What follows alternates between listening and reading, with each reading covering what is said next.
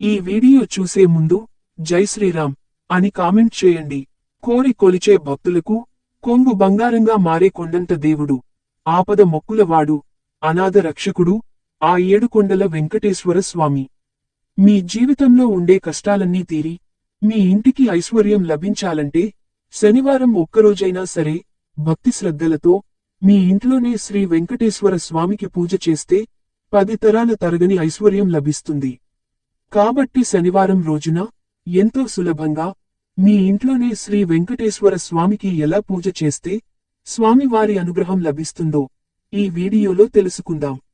శనివారం అంటేనే వెంకటేశ్వర స్వామి గుర్తుకు వస్తాడు. శనివారం రోజున చాలామంది ఇంట్లో పూజ చేస్తారు. అలాగే కొంతమంది ఈ రోజున ఉపవాసం కూడా ఉంటారు. అయితే శనివారం పూజ చేసేవాళ్ళు, ఉపవాసం ఉండేవాళ్ళు ఈ వీడియోలో చెప్పే విధంగా ఇంట్లో పూజ చేసి చూడండి. కొద్ది రోజుల్లోనే మీ సమస్యలన్నీ తీరిపోయి ఊహించని అదృష్టం మీ ఇంటికి వరిస్తుంది. మన హిందూ మతంలో శనివారం చేసే పూజకి చాలా పుణ్యఫలితం లభిస్తుంది. కాబట్టి రోజూ పూజ చేయలేకపోయినా సరే శనివారం ఒక్కరోజు అయినా ఇంట్లో పూజ చేస్తానికి ప్రయత్నించండి. శనివారం పూజ చేసేవాళ్లు ఉదయాన్నే నిద్రలేచి ఇల్లంతా శుభ్రం చేసుకుని ఇంటిని తుడుచుకోవాలి. ఇంటిని తుడుచుకునేటప్పుడు నీటిలో కొంచెం రాళ్ల ఉప్పును వేసి మీ ఇంటిని తుడిస్తే మీ ఇంట్లో ఉన్న చెడు దృష్టి అంతా తొలగిపోతుంది. అలాగే ఈ రోజున పూజ చేసేవాళ్లు ఖచ్చితంగా తలస్నానం చేయాలి. ఈ రోజున స్నానం చేసేటప్పుడు నీటిలో చిటికెడు పసుపు వేసి స్నానం చేస్తే మీపై ఉన్న దృష్టి దోషాలన్నీ తొలగిపోతాయి.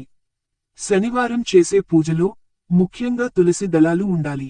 వెంకటేశ్వర స్వామి పూజలో తులసి ఆకులు లేకపోతే ఆ పూజ అసంపూర్ణమని వేద పండితులు చెప్తున్నారు. కాబట్టి శనివారం పూజ చేసేవారు పూజలో ఖచ్చితంగా తులసి ఆకులను ఉపయోగించాలి.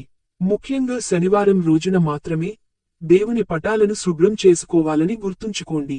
దేవుని పటాలను శుభ్రంగా తుడిచి గంధము రాసి కుంకుమ బొట్లు పెట్టుకోవాలి. తర్వాత వెంకటేశ్వర స్వామి పటానికి నిండుగా తులసి మాల వేసి అలంకరించుకోవాలి. సాధారణంగా చాలా మంది పూజ చేసేటప్పుడు ఇత్తడి కుందుల్లో దీపారాధన చేస్తారు. అయితే శనివారం మాత్రం ఇత్తడి కుందుల్లో దీపం వెలిగించకూడదు.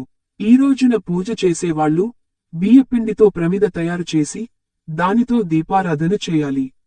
ముందుగా కొంచెం బియ్యం పిండిని తీసుకుని అందులో కొంచెం పాలు పోసి ముద్దలాగా చేసుకుని ఒక చిన్న ప్రమిదలాగా తయారు చేసుకోండి. ఇప్పుడిది బియ్యపిండి ప్రమిదవుతుంది. ఈ ప్రమిదకి పసుపు రాసి 3 కుంకుమ బొట్లు పెట్టాలి. ఈ 3 కుంకుమ బొట్లు శ్రీ వెంకటేశ్వర స్వామి నామాలకు చిహ్నం. తర్వాత ఈ బియ్యపిండి ప్రమిదలో నువ్వుల నూనె పోసి 5 వత్తులను వేసి దీపం వెలిగించాలి. దీపాన్ని వెలిగించేటప్పుడు నేరుగా అగ్గిపుల్లతో మాత్రం వెలిగించకండి. మన హిందూ ధర్మంలో ఇది చాలా దోషంగా పరిగణించబడుతుంది. శనివారం రోజున పూజ చేసేవాళ్లు మీ పూజగదిలో ఖచ్చితంగా రాగి చెంబును పెట్టుకోవాలి. రాగి చెంబు నిండా నీళ్లు పోసి దేవుని ముందు పెట్టాలి.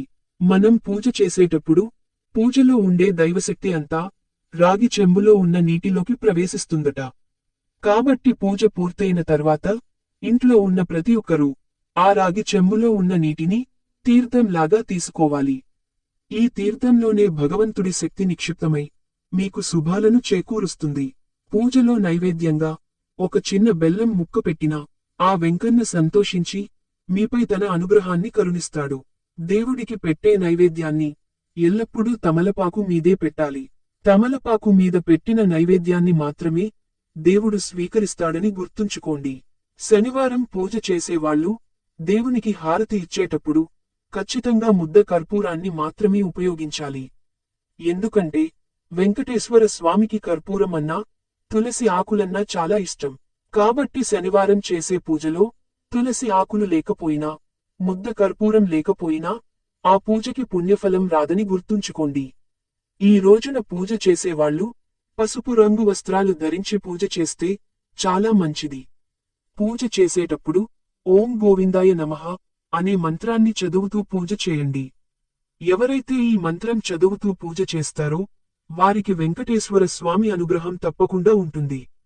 ఇంట్లో పూజ చేసిన తర్వాత దేవుని ముందు మీ కోరిక కోరుకుని దేవునికి నమస్కారం చేస్తే మీరు అనుకున్న కోరిక నేరుగా దేవుడి దగ్గరకు చేరుతుందని పండితులు చెబుతున్నారు. పూజ పూర్తయిన తర్వాత చివరగా ఇంట్లో ధూపం వేయాలి. శనివారం రోజున ఇంట్లో సాంబ్రాణి ధూపం వేస్తే చాలా మంచిది.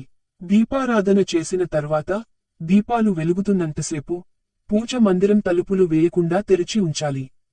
శనివారం రోజున ఈ విధంగా ఎవరైతే పూజ చేస్తారో వాళ్ళ ఇంట్లో ధన ప్రవాహం పెరిగి అష్టైశ్వర్యాలతో జీవిస్తారు. పూజ సమయంలో దీపం కొండెక్కితే చాలా మంది అపశకునంగా పరిగణిస్తారు. పూజ సమయంలో దీపం కొండెక్కితే ఓం నమః శివాయ అని 108 సార్లు జపించి కొత్త దీపం వెలిగించాలి. ఉదయం పూజ చేయడం కుదరని వాళ్ళు శనివారం సాయంత్రం ఒక కొబ్బరికాయ తీసుకొని ఆ కొబ్బరికాయ పైన కుంకుమతో స్వస్తిక్ గుర్తు వేసి ఇంట్లో దీపం వెలిగించి ఆ కొబ్బరికాయను కొట్టండి.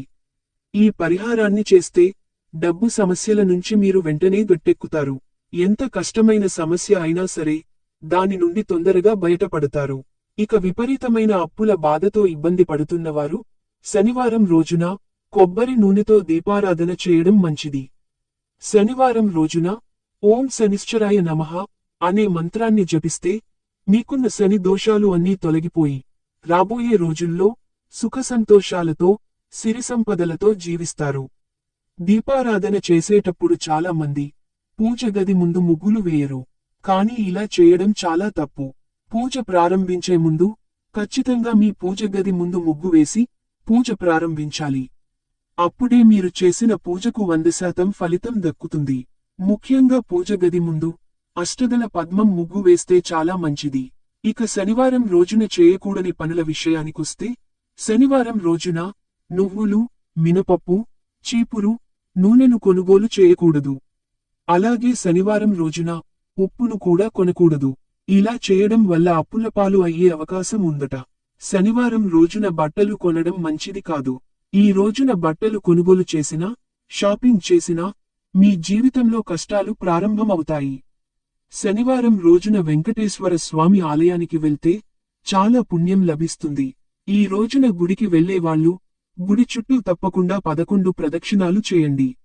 అలాగే వెంకన్న ఆలయంలో నెయ్యి దీపం వెలిగిస్తే చాలా మంచిది. ఈ వీడియో మీకు నచ్చితే లైక్ చేసి సబ్స్క్రైబ్ చేయండి.